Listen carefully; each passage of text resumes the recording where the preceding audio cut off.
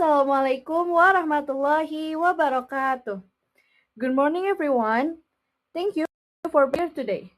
Before I begin, I'd like to ask you to do something for me. Take a quick look around this room and think about what of us were doing in the 5 minutes before this session started. Chances are you were scrolling, maybe Instagram, maybe TikTok, maybe replying to a WhatsApp message, or watching a short video that seemed important in the moment but that we'll forget by tomorrow morning.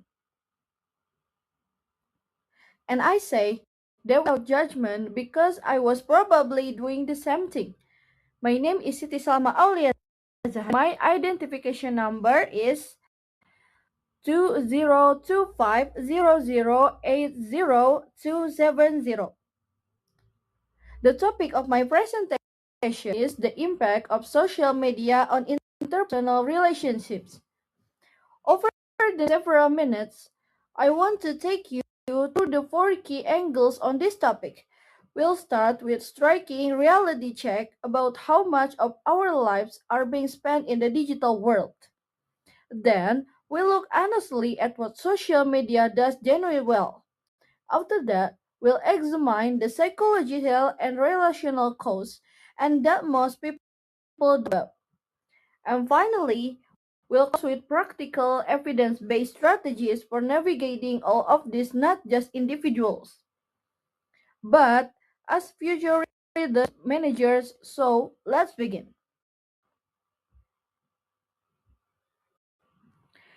Here's a quick roadmap of where we're headed. We have four sections today, each building on the last. We'll open with the digital reality. One number reframes everything we think we know, how we our time. Then we move to into positive side because I believe any conversation about social media has started acknowledging what if actually gets right. And it gets some things remarkably right. From there, we pivot into the part I think is most important.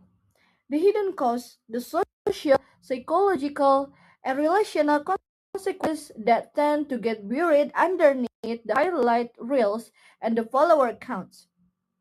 And we close with a way forward, not a call to let everything go life of greed, but a thoughtful, research back approach to these platforms in a way that actually serve us. Each section is connected. Together, they build toward one central argument that I hope you'll carry with you after this presentation is over. Alright, let's get into it. I want to start with a number. A single number that, when I first encountered it, genuinely stopped me in my tracks.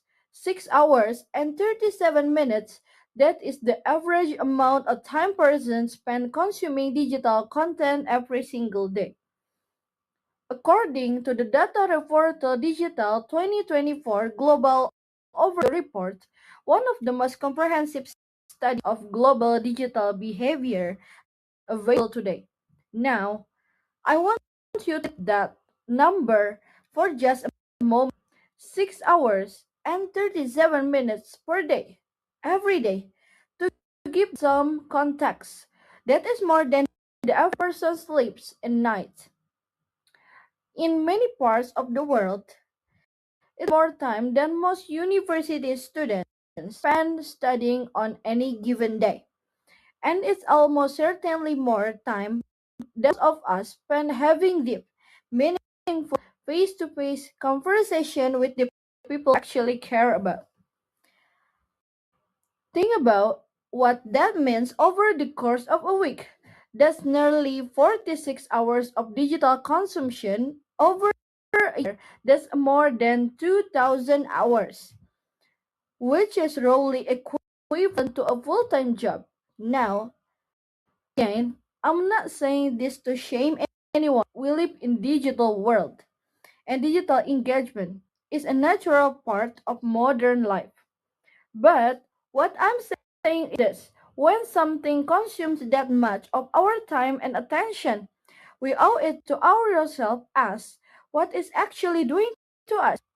What is it doing to the way we connect with other people? That is the question that drives everything we're going to talk about today.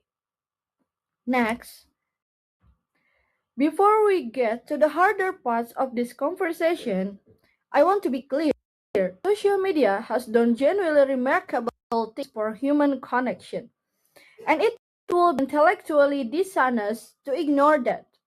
The numbers alone are staggering.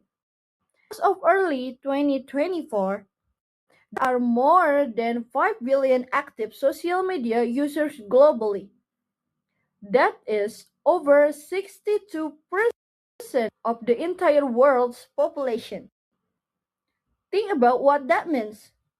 More than 6 out of every 10 people on Earth are connected to the same digital infrastructure in ways that were completely unimaginable just 2 decades ago. At its best, social media has fulfilled a powerful promise that geography, distance, and social barriers should not determine who gets to connect with home.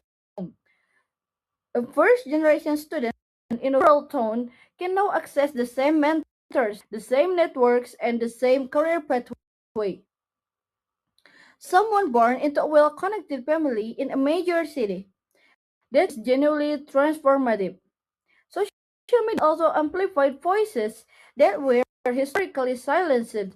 Movement for gender equality, social justice, climate action, and mental health awareness have gained a momentum through platforms that allow ideas to spread rapidly and organically, reaching audience that traditional media could never have reached. So, yes, social media has democratized connection, and that is something worth acknowledging. Sincerely and without irony, before about what is hasn't done so well. Next, but here is where the conversation has deepened because there is a distinction that I think we often fail to make, and it matters enormously. Connection and genuine relationship are not the same thing. You can be connected to 5,000 people on Instagram and feel profoundly alone.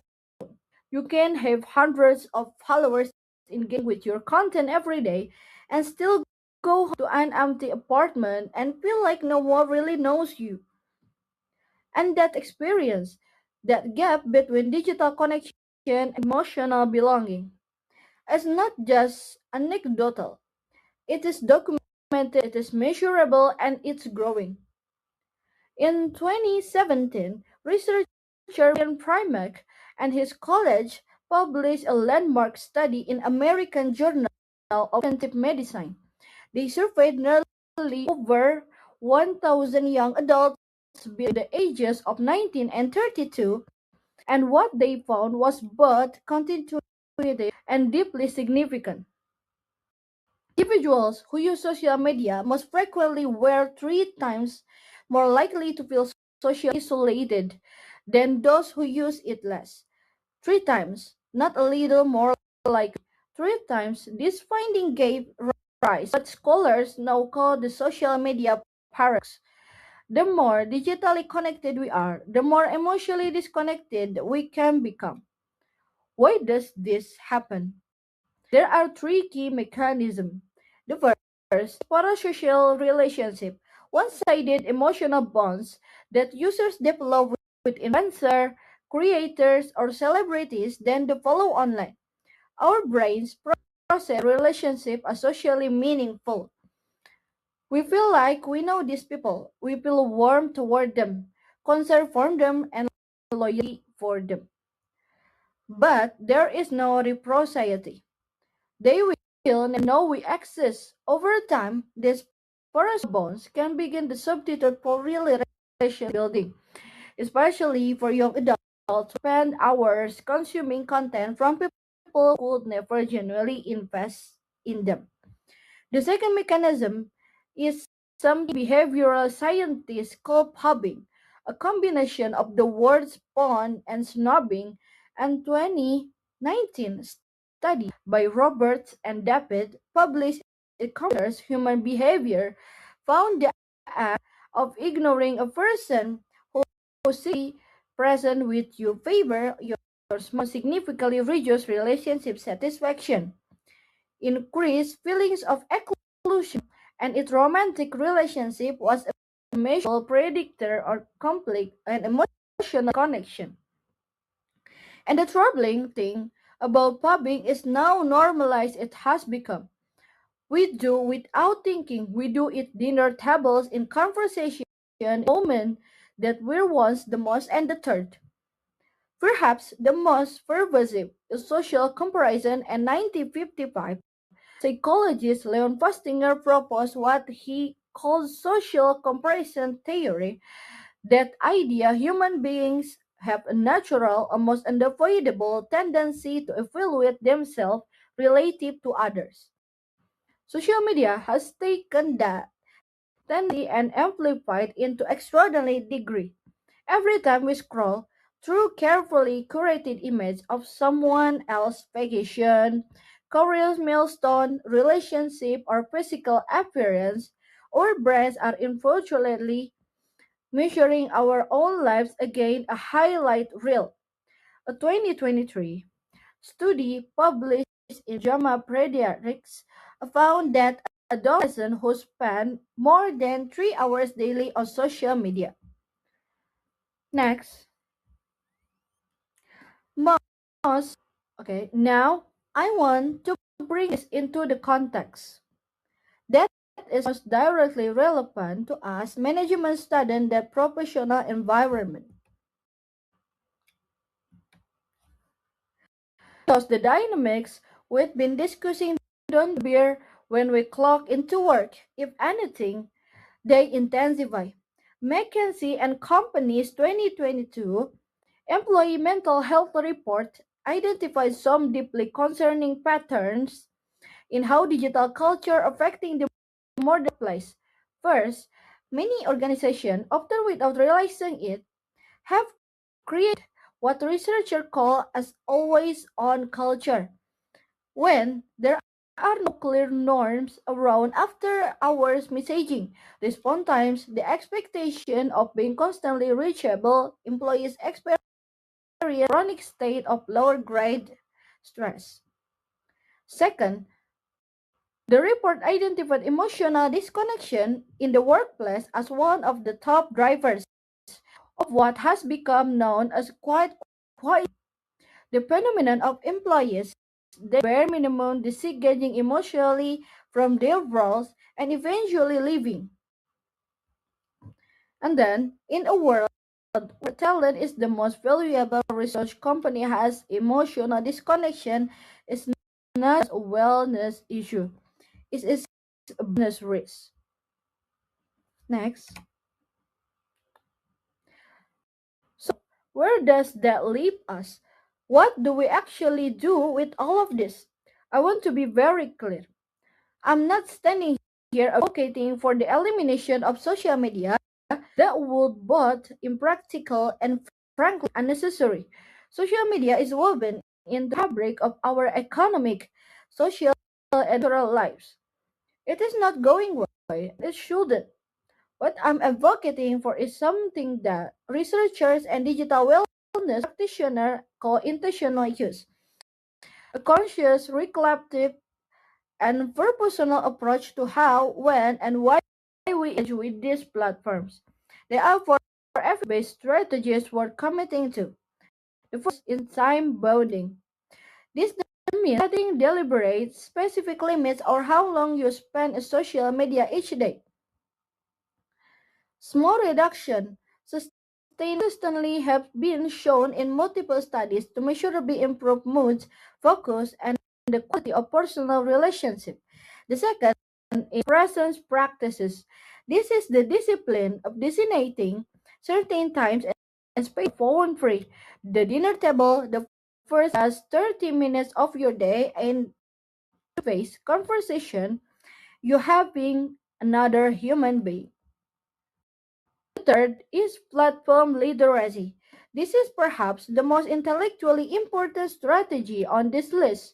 Social media platforms are not designed to maximize your happiness, your productivity, or your relational well being. They are designed to maximize one thing: time on platform, every notification, every infinite scroll. And the fourth is authentic engagement. This means shifting from passive consumption genuine to intention, leaving a comment that actually says something, sending a personal message instead of just tapping a like button, sharing content that honestly reflects who you are rather than accurate who you wish you were. Next, I want to close with something that has stayed with me since I read it. The philosopher and media theorist Marshall McLuhan once wrote, "The medium is the message." What the meant by that was something profound and still deeply relevant today. The tools we use to communicate do not merely carry our message, they shape the very nature of how we think, how we feel, and how we relate to one another. The medium is not neutral. It has a logic, a design, and a gate. And social media is no exception. Every platform we use has been designed by a team of engineers and behavioral psychologists whose goal, whatever their stated values, is to capture to hold attention for long as possible. Our job as educate, critically thinking individuals as future professionals is not to be nailed that. Our job is to engage with this form on our teams, not on theirs.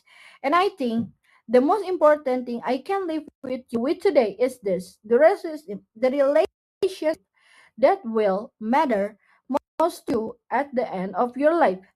The ones you will look back on with gratitude, with warmth, with a sense of having truly lived, will not be measured in followers count or like few metrics or the number of connections your LinkedIn from. They will be measured in depth, in trust, in willingness to be genuinely present with another person in all ordinary and extraordinary moments that make my life.